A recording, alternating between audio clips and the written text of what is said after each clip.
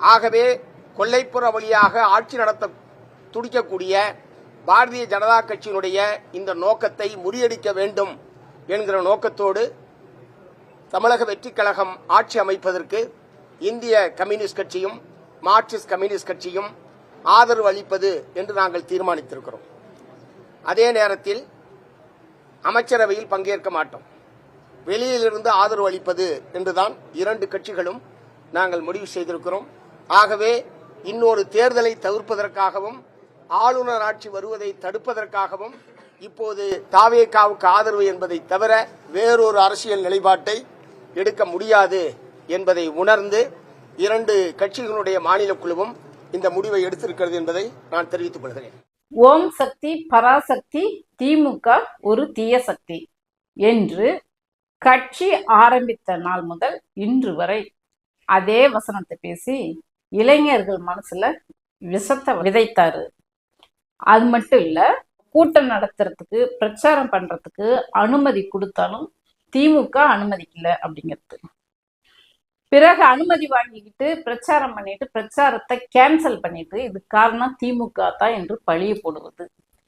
எது நடந்தாலும் அவங்க மனைவி அவங்களா போய் கோர்ட்டில் போய் கம்ப்ளைண்ட் கொடுத்தாலும் திமுக தான் என்று பழிய போடுவது.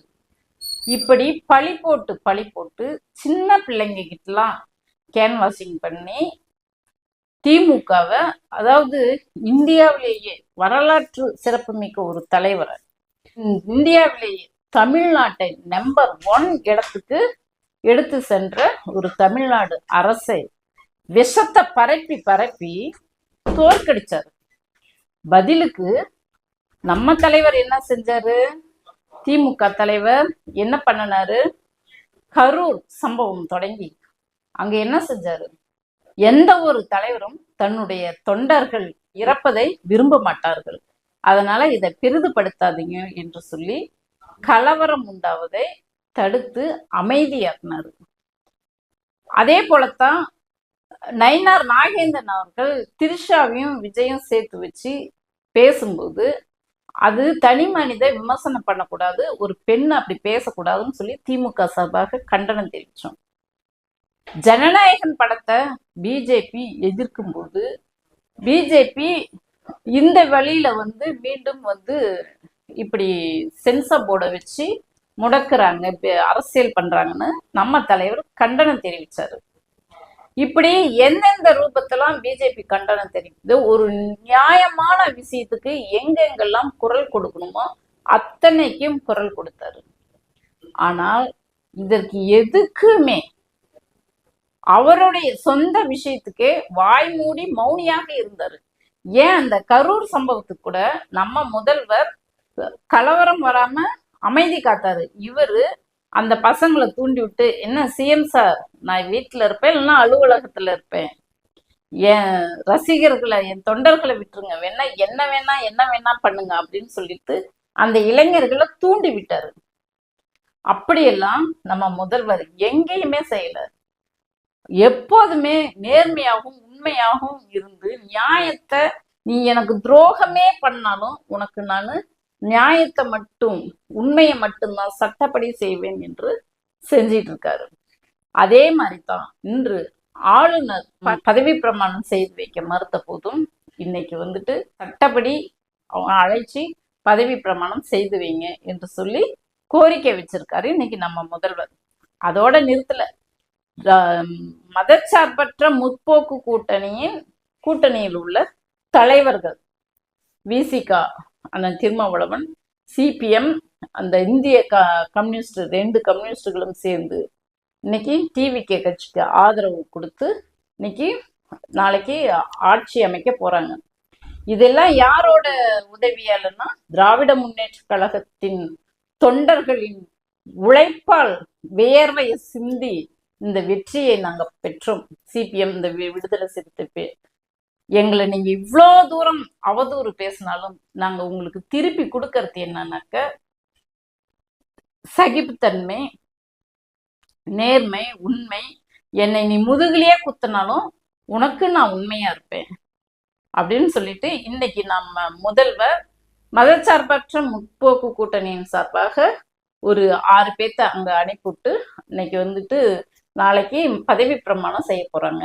இதன் மூலமாக நாட்டு மக்களே இன்னைக்கு வந்துட்டு இந்த 6 பேரையும் ஆதரவு கொடுக்க சொல்லலைனாக்க கவர்னர் ஆட்சி அமல்படுத்தி அதன் மூலமா பிஜேபி கைப்பற்றி அதிகாரம் பண்ணி நம்ம எந்தெந்த சட்டம்லாம் வேண்டாம் இது உள்ள வரவே கூடாதுன்னு இன்னைக்கு தடுத்து நிறுத்திட்டு இருக்கிறோமோ அதன் மூலமா பிஜேபி கொண்டுகிட்டு வந்துருவான். அந்த ஆபத்து வரக்கூடாது என்று இன்னைக்கு நாட்டு மக்களையும் காப்பாத்தி புதுசாக வெற்றி பெற்ற அந்த கட்சி அந்த அரசியல் ஆட்சியும் அமைக்கிறதுக்கு இன்னைக்கு நம்ம முதல்வர் உறுதுணையாக இருந்திருக்கிறாரு.